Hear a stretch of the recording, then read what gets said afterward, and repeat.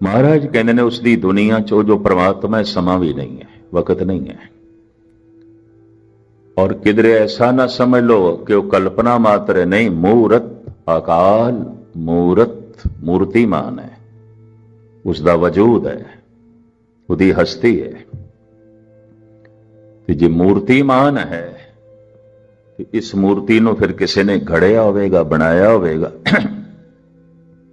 साहब एकदम कहते हैं अजोनी नहीं, जमया नहीं है, किसी ने बनाया नहीं है। फिर किस तरह सैभंग स्वयं भू, अपने आप तो आप भू होया है, प्रगट होया है। तो इत्थे तक इस तरह सतगुर ने वजाहत की है। वो एक ओंकार है, वो एक सत है, वो एक नाम वाला है, एक करता है, और एक वो पुरख है, पूरे होया है। वो एक भय तो रहत है, वहर तो रहत है, समय तो रहत है, मूर्तिमान है, जन्म तो रहत है, अजौनी। और वो एक स्वयंभू है, अपनी साजना उसने आप की है, सैभंग। और वो जो एक है गुरु है, वो जो एक है प्रसाद है। गुरु जो सच की प्रेरणा देवे, गुरु जो सच का प्रकाश करे, गुरु जो झूठ के अंधेरे नूं तोड़े, गुरु जो अज्ञानता नूं मिटावे। ते तुसी हुण इत्थे प्रश्न कर सकते हो बई वो परमात्मा अगर गुरु है किस तरह अज्ञान मिटांदा है, किवें अज्ञान मिटांदा है? गुरु बन के। पर हुण अगर इस तरह मनदे आ गुरु बन के वो ज्ञान मिटांदा है, तो गुरु कोई होर, परमात्मा कोई होर नहीं, गुरु वही है, वो एक गुरु है। चलो ये प्रश्न पैदा करिए, खड़ा करिए आप ही। धार्मिक मंदिर, धार्मिक ग्रंथ और धार्मिक रहबरी पुरुषों का इतिहास कोई बहुत लंबा नहीं है। 5000 साल पहले श्री राम नहीं सन, 3500 साल पहले श्री कृष्ण नहीं सन, 2500 साल पहले महात्मा बुद्ध नहीं सी, और 2500 साल पहले स्वामी महावीर भी नहीं सी, 2000 साल पहले ईसा भी नहीं सी। गालबन 1450 साल पहले मोहम्मद साहब भी नहीं सन, 550 साल पहले गुरु नानक देव जी महाराज भी नहीं सन, इस रूप नहीं सन। ये इतिहास कोई बहुत लंबा नहीं है। 3000 साल पहले सनातनी मंदिर नहीं सन, बिल्कुल नहीं सन। 2000 साल पहले बौद्ध मठ नहीं सन। महात्मा बुद्ध तो 500 साल बाद ये मठां का सिलसिला शुरू होया, और गालबन 1800 साल पहले, 1850 साल पहले ये चर्च नहीं सन। ये भी मैं अर्ज करते हैं। 1300 साल पहले मस्जिदा नहीं सन, बिल्कुल नहीं सन। ते 550 साल पहले गुरुद्वारे नहीं सन, बिल्कुल नहीं सन, एक भी नहीं सी किधरे। होर मैं अर्ज करा, 5000 साल पहले वेद नहीं सन, बिल्कुल नहीं सन। 3500 साल पहले गीता नहीं सी, उक्की नहीं सी। 2000 साल पहले धम्मपद महात्मा बुद्ध का ग्रंथ नहीं सी। महात्मा बुद्ध तो 500 साल बाद विच लिखिया गया है। लंका विच बौद्ध भिक्षु इकट्ठे होए ते सारियां ने फैसला किया कि महात्मा बुद्ध का जो उपदेश ते संदेश जो बोल सन वो तो खोंदे जा रहे हैं, भुलते जा रहे हैं असी। और किधरे ऐसा ना होवे सच्चाई भुलते जाइए तो कुछ एवं खामा खा होर विचे जुड़ जाए तो लिखती रूप दई है। तो धम्मपद लंका ਦੇ ਵਿੱਚ ਲਿਖਿਆ ਗਿਆ, श्रीलंका ਦੇ ਵਿੱਚ ਬੌਧ ਭਿਕਸ਼ੂ ਇਕੱਠੇ ਹੋ ਕੇ ਉਹਨਾਂ ਨੇ ਲਿਖਿਆ। महात्मा बुद्ध तो 500 साल बाद, 2000 साल पहले धम्मपद नहीं सी, 1500 साल पहले बाइबल नहीं सी। ईसा तो 500 साल बाद लिखी गई है, ईसा ने नहीं लिखी।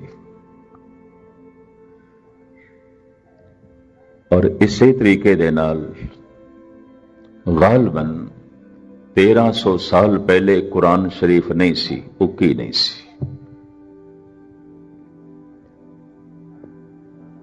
460 साल पहले गालबन धन गुरु ग्रंथ साहब जी महाराज का यह रूप नहीं सी जो असी अज दर्शन करते हैं ते देखते हैं। ये नहीं सी, बिल्कुल नहीं सी। तो फिर हुण मन लईए कि धर्म का इतिहास तो कोई बहुत पुराना नहीं, वध तो वध 5000 साल पहले। क्योंकि वेद जैसे कहते ने हिंदू, वेद सब तो पुराने ने भारत दे। सिख कह सकते ने धन गुरु ग्रंथ साहब जी सब तो नवे ने। जैसे मिडल ईस्ट दे कहा जाता है यहूदी धर्म सब तो पुराना धर्म है, और बड़े मान नाल आख्या जाता है इस्लाम नवा धर्म है, अखीरला धर्म है, नवा है। यहूदियों ਨੂੰ इस गल ते मान, असी घट तो घट 3000 साल पुराने हैं। आदि धर्म है साडा, पुराना है। तालमूद पुरानी है, सब तो पहले। और मुसलमान कहने नहीं, सब तो आखिरी पैगंबर मोहम्मद साहब, अखीरली किताब कुरान शरीफ, सब तो नवा धर्म इस्लाम। हिंदुस्तान दे सनातन दे अखरी अर्थ ने पुराना, सनातन मत, पुराना मत। सनातन दे अखरी अर्थ यही ने, और कुछ भी नहीं है। सनातन पुराना, पुराना आदि। सब तो पुराना मत धर्म सनातन हिंदू मत। मान नाल कहंदे ने वेद 5000 साल पुराने ने। सिख कह देंदे ने सब तो नवा धर्म गुरमत, सिख मत। ये अपने इस ढंग दे कहने। ते चलो 3000 साल का दावा ते 5000 साल का दावा मन लईए, तो 5000 साल पिछे धर्म नहीं सी। फिर कोई रब दी होंद नहीं सी, कोई भगत नहीं सन, क्योंकि वेद ते है नहीं सन, धम्मपद भी नहीं सी, गीता भी नहीं सी, बाइबल भी नहीं सी, कुरान शरीफ भी नहीं सी, अंजील भी नहीं सी, तालमूद भी नहीं सी, गुरु ग्रंथ साहब जी महाराज की रूपरेखा भी नहीं सी, गुरुद्वारे भी नहीं सन, मस्जिदां भी नहीं सन, चर्च भी नहीं सन, बौद्ध मठ भी नहीं सन, जैन मंदिर भी नहीं सन, सनातनी मंदिर भी नहीं सन। ये इतिहास कोई बहुत पुराना नहीं है। मैं जब अपने ढंग नाल इसनूं वाचण दी ते खोजण दी कोशिश की, हैरान। एक दिन किधरे ख्याल पैदा होया कि पहला भगत जमीन ते कौन होवेगा। एवें ख्याल आया मैनू। तो इस ख्याल ने मैनू इतना हैरान कर दिता। धार्मिक इतिहास 5000 साल तो कोई पुराना है ही नहीं, है ही नहीं। तो कम से कम मन लईए 5000 साल पहले कोई भगत गुणी ज्ञानी संत महात्मा है ही नहीं सी, क्योंकि है नहीं, कोई लिखती नहीं मिलता, कोई प्रूफ नहीं ने, कोई सबूत नहीं ने। डॉक्टर राधा कृष्ण कहते ने घट तो घट वेद 5000 साल पुराने ने। और इस तरह ही अज दे विद्वान ब्राह्मण कहते हैं। धन गुरु ग्रंथ साहब जी महाराज इन्हां दी संपादना जो की गई ते पहला प्रकाश होया, घट तो घट 460 साल, इतना ही अरसा बनता, ज्यादा नहीं। तो हुण मन लईए 5000 साल पिछे धर्म नहीं सी, ते मिडिल ईस्ट दे मन लईए 3000 साल पहले कोई धर्म नहीं सी, क्योंकि मूसा इस तो पहले ते कोई लिखत मिलती नहीं। तालमूद तो कोई पुराना धर्म ग्रंथ मिलता नहीं। कुरान शरीफ नवी, तालमूद पुराने, वेद पुराने, धन गुरु ग्रंथ साहब जी महाराज नवे। पर कितने भी पुराने 3000 साल इस ब्रह्मंड ਨੂੰ ਬਣਿਆ अरबां खरबां साल हो गए और कई बार पसरियो पासारा। महाराज कहते इस तरह का पसारा कई दफा हो चुके है। हरन भरन जांका नेत्र फोर, अख दी पलक थले तो उपर आउंदी है, पता नहीं कितनियां पृथ्वियां बन रही ने, कितने सूरज बन रहे हैं, कितने चंद्रमा बन रहे हैं। और इस अख दी पलक विच पता नहीं कितने मनुख जन्म पै लेंदे ने। और इसे तरीके दे नाल कितने जीव जंतु पै आउंदे ने, कितने सूरज आ रहे हैं। इन्ना पसारा, ये सब कुछ ते अनादि है, ते धर्म सिर्फ 5000 साल पुराना मन लईए। अगर कहिए नहीं इस तो पहले भी सी, तो फिर एक प्रश्न खड़ा होता है, किहड़े धर्म ग्रंथ तो ज्ञान लिया, क्योंकि धर्म ग्रंथ ये तो है नहीं सन।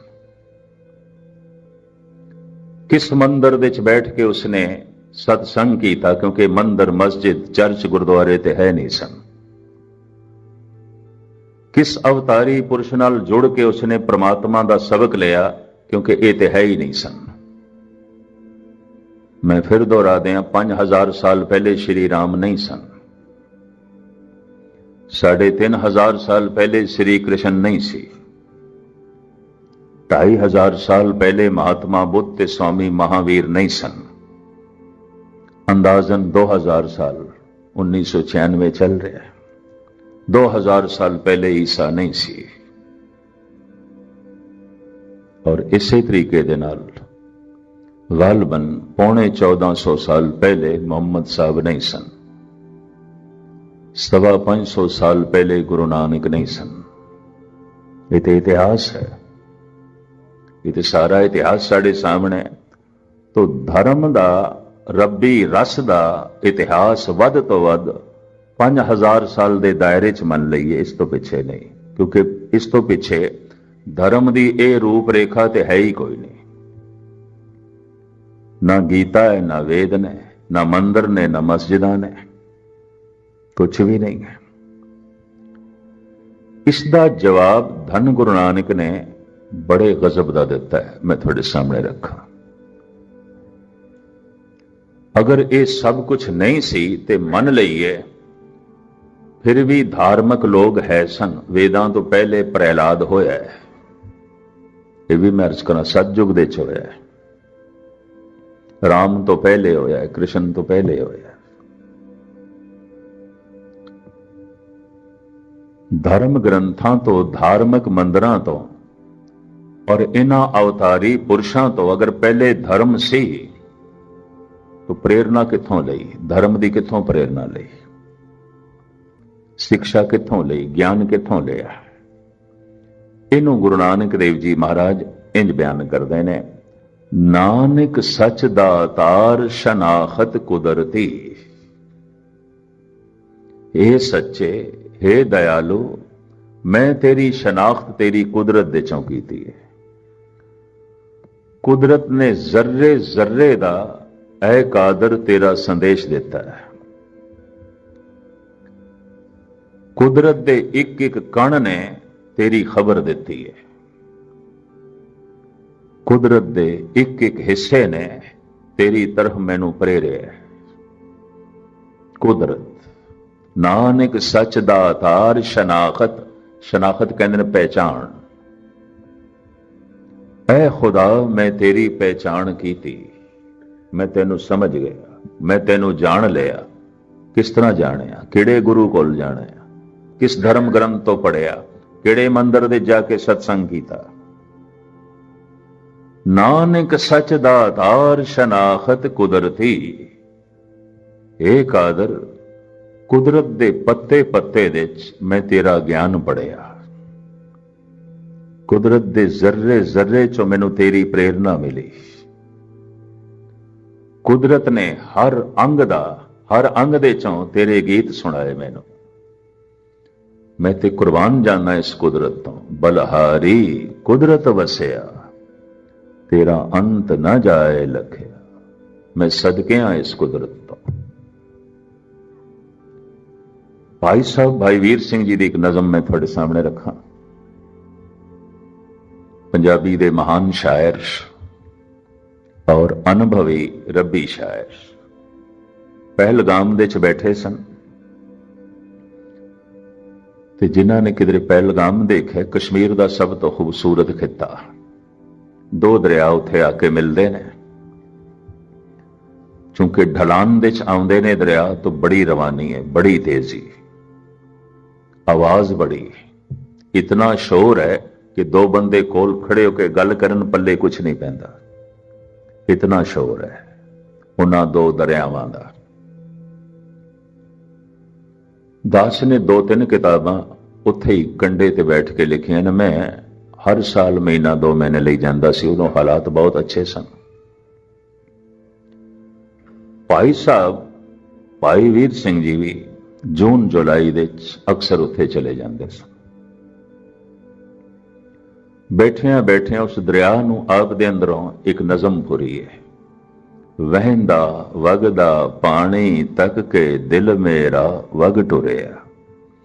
ਡਾਢਾ ਨਿਰਮਲ ਸਵੱਛ ਤੇ ਸੋਹਣਾ ਦਿਲ ਉਸ ਅੰਦਰ ਖੁਰਿਆ। ਐ ਪਰ ਡਾਢੀ ਚੀਸ ਸੀ ਉੱਠੀ ਜਾਂ ਪੱਥਰਾਂ ਨਾਲ ਵੱਜਾ। ਠੇਡੇ ਠੁੱਡੇ ਖਾ ਕੇ ਆਖਰ ਪਿੱਛਾਂ ਘਰ ਨੂੰ ਮੁੜਿਆ। ਚਟਾਨਾਂ ਬੜੀਆਂ ਨੇ, ਪੱਥਰ ਬੜੇ ਨੇ, ਪਾਣੀ ਟਕਰਾਂਦਾ ਪਿੱਛੇ ਮੁੜਦਾ। ਠੇਡੇ ਠੁੱਡੇ ਖਾ ਕੇ ਆਖਰ ਪਿੱਛਾਂ ਘਰ ਨੂੰ ਮੁੜਿਆ। ਪਿੱਛੇ ਮੁੜਦੇ ਪਾਣੀ ਤੱਕ ਕੇ ਮਾਰੀ ਇੱਕ ਕਿਲਕਾਰੀ।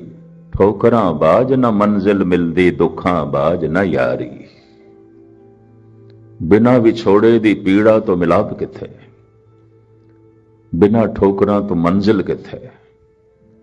ਐ ਪਾਣੀ ਮਿਲੇਗਾ ਤੇ ਸਹੀ ਤੈਨੂੰ ਸਾਗਰ, ਪਰ ਕਿਤਨੀਆਂ ਚਟਾਨਾਂ ਨਾਲ ਟਕਰਾ ਕੇ, ਕਿਤਨੇ ਪੱਥਰਾਂ ਨਾਲ ਟਕਰਾ ਕੇ, ਕਿਤਨੀ ਮੰਜ਼ਿਲ ਤੈਅ ਕਰਕੇ ਪਹੁੰਚੇਗਾ ਤੇ ਸਹੀ। ਮੈਂ ਉੱਥੇ ਬੈਠਿਆ ਇੱਕ ਖਿਆਲ ਲਿਆ, ਐ ਬੂੰਦ ਤੂੰ ਕੱਲੀ ਨਹੀਂ ਪਹੁੰਚ ਸਕਦੀ ਸਾਗਰ ਤੱਕ, ਸੁੱਕ ਜਾਏਗੀ ਰਸਤੇ 'ਚ। ਸੂਰਜ ਤੈਨੂੰ ਸੁਕਾ ਦੇਵੇਗਾ ਜਾਂ ਜਜ਼ਬ ਕਰ ਲਵੇਗੀ ਤੈਨੂੰ ਜ਼ਮੀਨ। ਮੈਂ ਕੋਈ 18-20 ਸਫ਼ਿਆਂ ਦਾ ਲੇਖ ਲਿਖਿਆ ਇਸ ਤੇ। ਐ ਬੂੰਦ ਤੈਨੂੰ ਅਰਬਾਂ ਖਰਬਾਂ ਬੂੰਦਾਂ ਦਾ ਸਹਾਰਾ ਲੈ ਕੇ ਹੀ ਸਾਗਰ ਤੱਕ ਪਹੁੰਚਣਾ ਪਏਗਾ, ਪਰ ਤੈਨੂੰ ਪਹੁੰਚਾਉਂਦਿਆਂ ਪਹੁੰਚਾਉਂਦਿਆਂ ਪਤਾ ਨਹੀਂ ਕਈ ਬੂੰਦਾਂ ਸੁੱਕ ਜਾਣਗੀਆਂ, ਕਈ ਜਜ਼ਬ ਵੀ ਹੋ ਜਾਣਗੇ, ਤਾਂ ਤੂੰ ਕਿਧਰੇ ਪਹੁੰਚ ਸਕੇਂਗੇ। ਇੰਜ ਨਹੀਂ। ਐ ਮਨੁੱਖ, ਪਤਾ ਨਹੀਂ ਕਿਤਨੇ ਸਤਸੰਗੀਆਂ ਦਾ ਤੈਨੂੰ ਆਸਰਾ ਲੈਣਾ ਪਏਗਾ, ਕਿਤਨੇ ਪੀਰ ਪੈਗੰਬਰਾਂ ਦਾ ਤੈਨੂੰ ਆਸਰਾ ਲੈਣਾ ਪਏਗਾ, ਕਿਤਨੇ ਅਨੁਭਵੀ ਪੁਰਸ਼ਾਂ ਦਾ ਤੈਨੂੰ ਆਸਰਾ ਲੈਣਾ ਪਏਗਾ,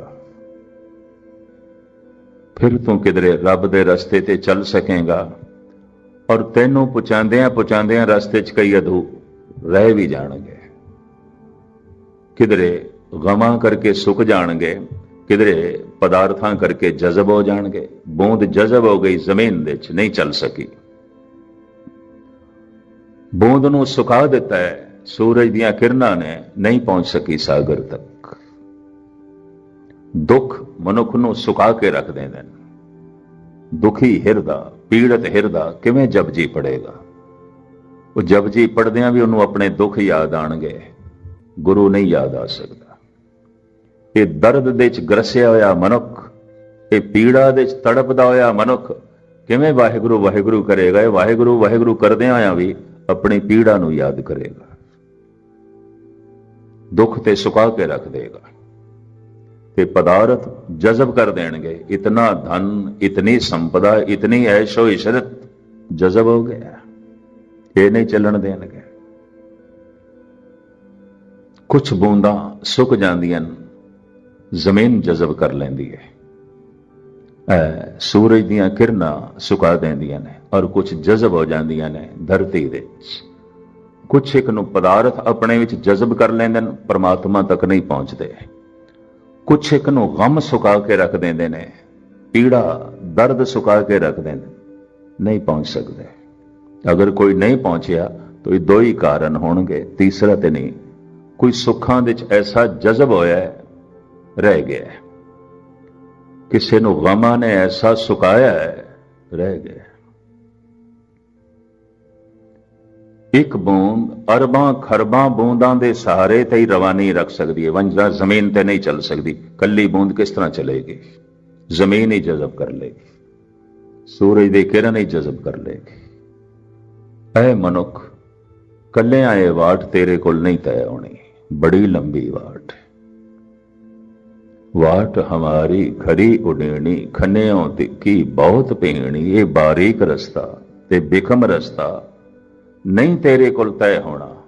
पता नहीं कितने संतां दा आसरा लेना पएगा, कितने ग्रंथां दा आसरा लेना पएगा, कितने अवतारां दी बांह पकड़नी पएगी, कितने सतसंगियां कोल बैठना पएगा।